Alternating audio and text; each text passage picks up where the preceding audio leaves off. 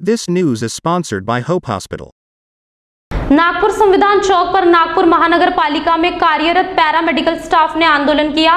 उन्होंने कहा कि मनपा ने उन्हें 3 महीने के लिए कॉन्ट्रैक्ट पर रखा था, लेकिन उन्हें कार्यकाल समाप्त होने से पहले उन्हें काम से निकालने की नोटिस दी गई, जिसके बाद बदलाव आंदोलन समिति के साथ मिलकर इन स्वास्थ्य कर्मियों ने आंदोलन किया।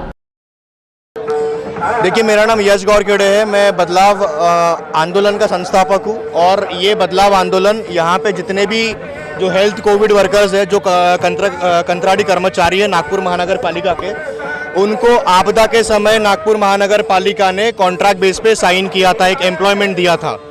लेकिन दूसरी लहर जाने के बाद नागपुर महानगर पालिका ने इनको बिना सूचना पत्र दिए निकाल दिया। ये लोगों में कई लोग हैं जो डेटा एंट्री ऑफिसर है, कई लोग हैं जो स्टाफ नर्स है, कई लोग हैं जो एक इम्यूनाइज़र और वैक्सीनेटर है। अभी आप लोग इन सब का ऐसा बोलना है कि इन लोगों को जो सैलरी प्रॉमिस की गई थी वो थी 15 से 25 हज़ार रुपये, लेकिन मनपा ने अभी जो नॉर्म्स थे वो चेंज कर दिए और कहा कि अभी जो सैलरी रहेगी वो 200 रुपये से लेकर 700 रुपये के बीच में रहेगी। इसके अलावा ये सारे के सारे बच्चों को बिना सूचना पत्र देके नागपुर मनपा ने निकाल दिया है। अभी सबसे बड़ा सवाल इनके मन में ये है कि नागपुर में अभी भी 8% के आसपास ही वैक्सीनेशन हुआ है। अभी भी जो वैक्सीनेशन है वो पूरा का पूरा बचा हुआ है। इसमें भी 25 लाख पहला डोज, 25 लाख दूसरा डोज, ये वैक्सीनेशन होना बाकी है और इसमें भी नागपुर मनपा ने इनको निकाल दिया। इसी के लिए ये सब आज यहाँ पे आंदोलन में बैठे हुए हैं।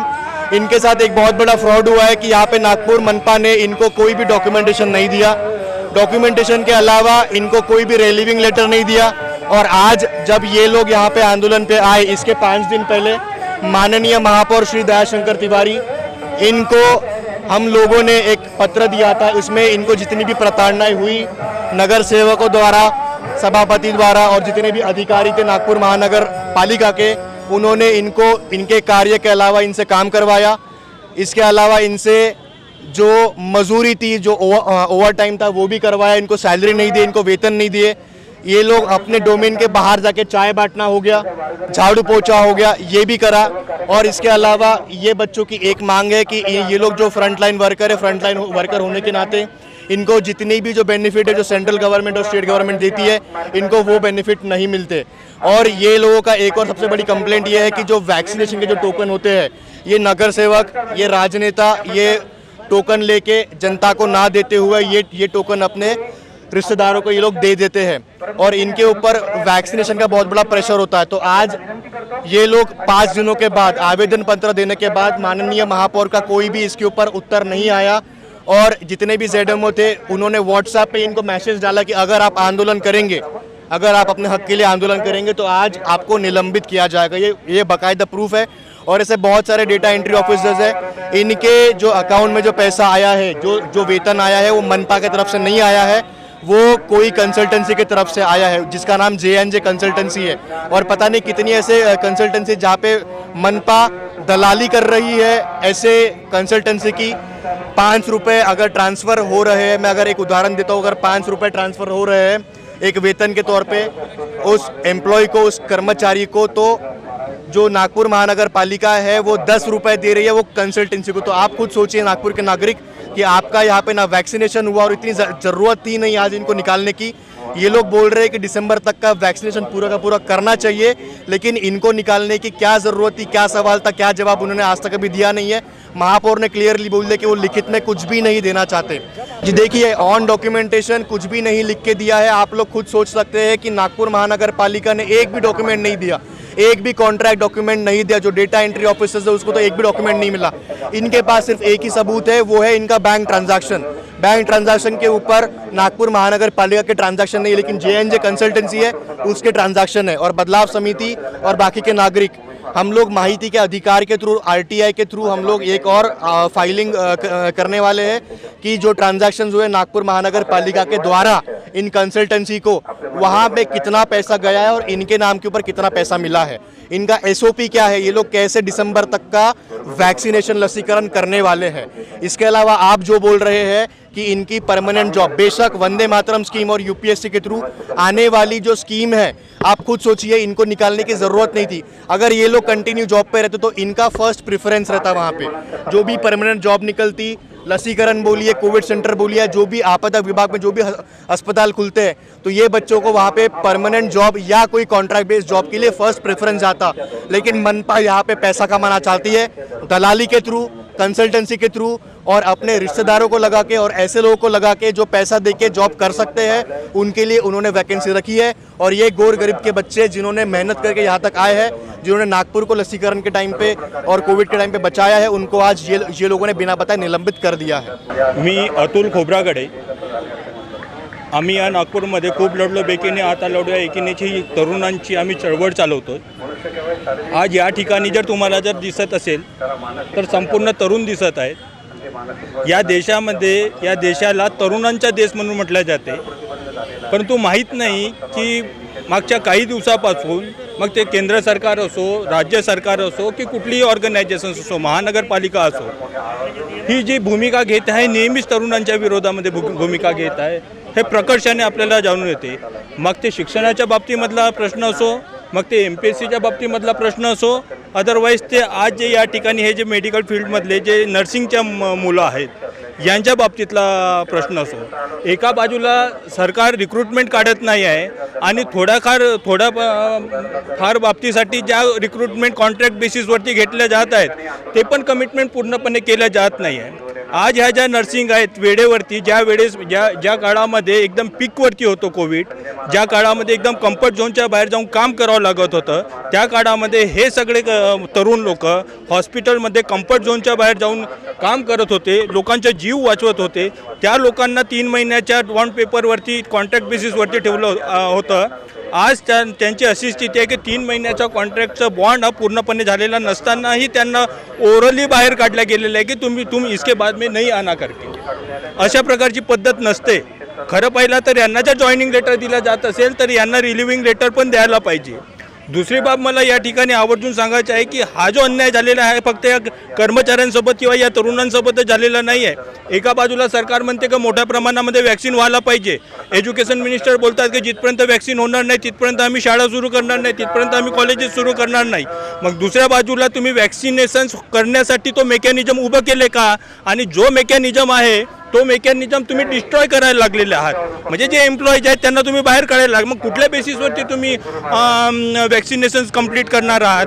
आज नागपूरमध्ये नियर अबाउट 25 लाख पॉप्युलेशन्स आहे। 25 लाख पॉप्युलेशन्सला NMC किंवा राज्य सरकार आम्हाला शाश्वती देऊ शकते का की आम्ही एवढ्या दिवसामध्ये आम्ही यांच्या वॅक्सिनेशन्स करू बा म्हणून? हा ओव्हरऑल हा फक्त या लोकांवरतीच अन्याय नाही आहे, तर या नागपुरातल्या 25 लाख जनतेसोबत ही धोकाधडी आहे। म्हणजे दोन्ही बाजूला सरकार बोलते, एका बाजूला बोलते सरकार की आम्हाला वॅक्सिनेशन करवायचं आहे, आम्हाला सगळ्यात जास्त वॅक्सिनेशन करायचे आहे, आणि दुसऱ्या बाजूला वॅक्सिनेशनसाठी जो मेकॅनिझम उभा करायला पाहिजे तो मेकॅनिझम ऑलरेडी असताना त्याला आणखी बाहेर डिस्ट्रॉय करत आहे। तर ही जी पद्धत आहे ही चुकीची आहे। तुम्ही जो मगाशी जो प्रश्न विचारलेला होता की 5 वर्षांनंतर जर कॉन्ट्रॅक्ट बेसिसवरती असेल तर त्याला परमनंट करण्यात हा रूल्स आहे, 7 वर्षाचा रूल्स आहे। परंतु मी 2 दिवसापूर्वी लता मंगेशकर हॉस्पिटलमध्ये एका तिथं प्रोटेस्ट होते नर्सेस लोकांच्या, तिथं गेलेलो आहे आणि त्यांचं हेच म्हणणं होतं की मागच्या 7-7 वर्षापासून 10-10 वर्षापासून ते नर्सेस त्या ठिकाणी जॉब करत आहेत, परंतु तिथल्या मॅनेजमेंटने अजूनसुद्धा त्यांना परमनंट केलेलं नाही आहे।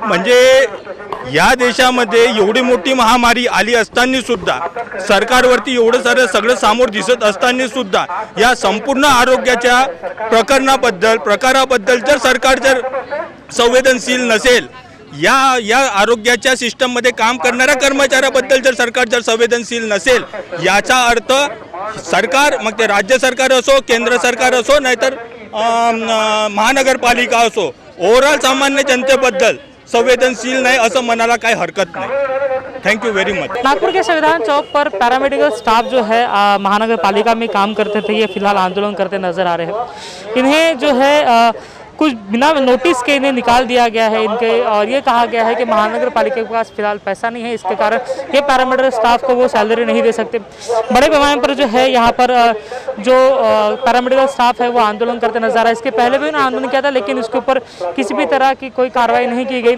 मेरे साथ कुछ लोग बैठे हैं, उनसे बात करते हैं। क्या नाम है आपका? आशंका रंगारी।